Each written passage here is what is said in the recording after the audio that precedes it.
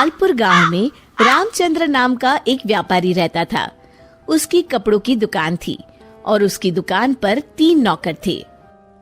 मोनू, तुम अपने घर गए थे ना? तुम्हारी बहन की शादी कैसी रही?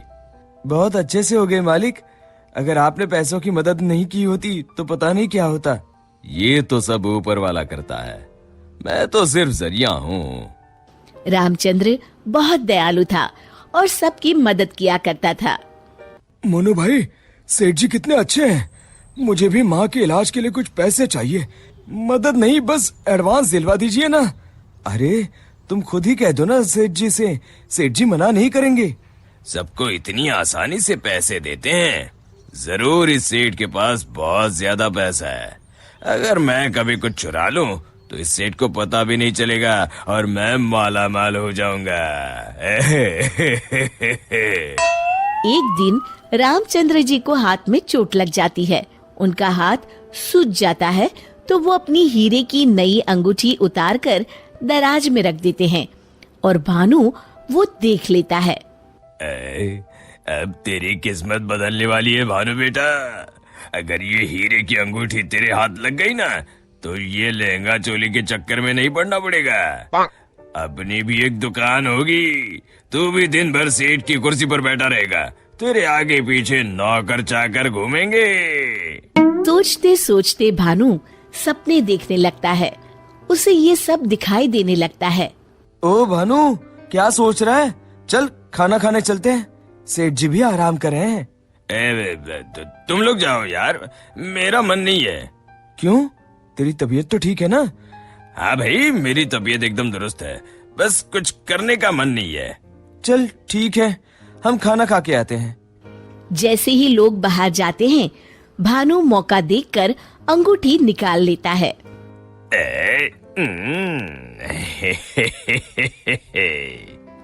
शाम के समय। आज का हिसाब खत्म करो बच्चों, अब दुकान बंद करने का समय हो गया है। जब वे दराज खोलते हैं, अरे ये क्या, मेरी अंगूठी कहाँ गई? मोनू, भानु, भोला, तुम लोगों ने मेरी हीरे की अंगूठी कहीं देखी है क्या?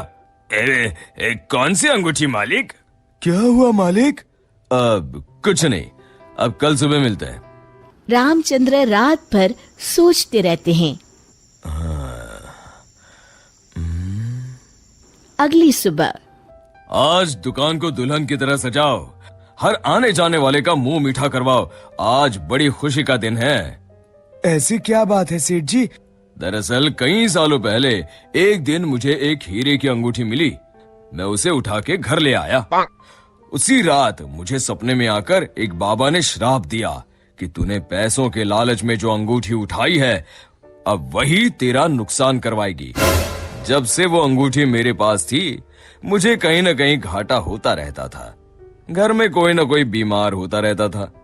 पर कल वो अंगूठी किसी ने चुरा ली और वो चोर अंगूठी के साथ साथ श्राप भी ले गया।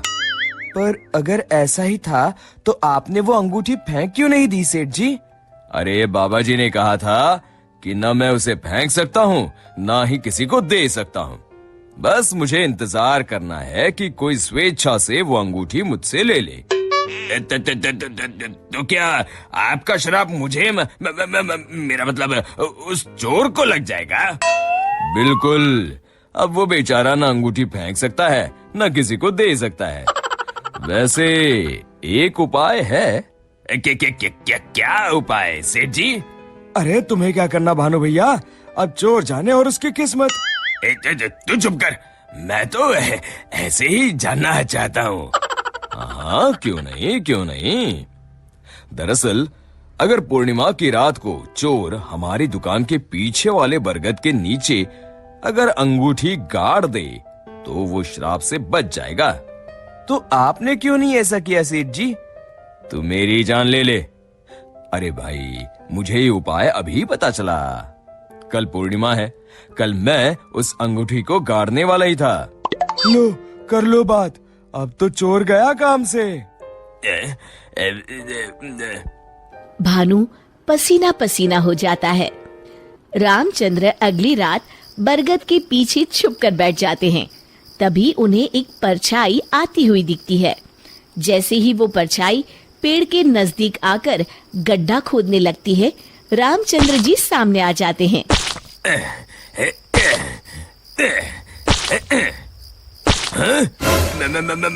मर गए रे। मुझे माफ कर दीजिए सेठ जी। क्यों, क्या सोचने लगा भानु?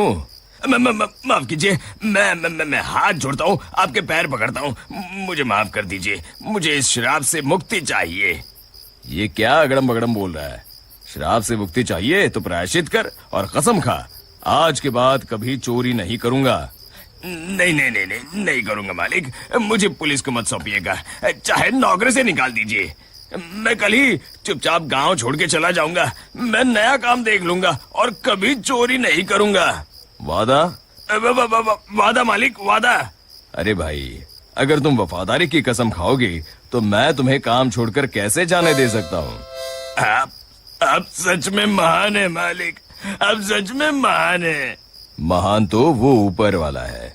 अब चलो काम पर लग जाओ। शिक्षा: अगर किसी को अपनी गलती का एहसास हो जाए तो उसे माफ कर देना चाहिए।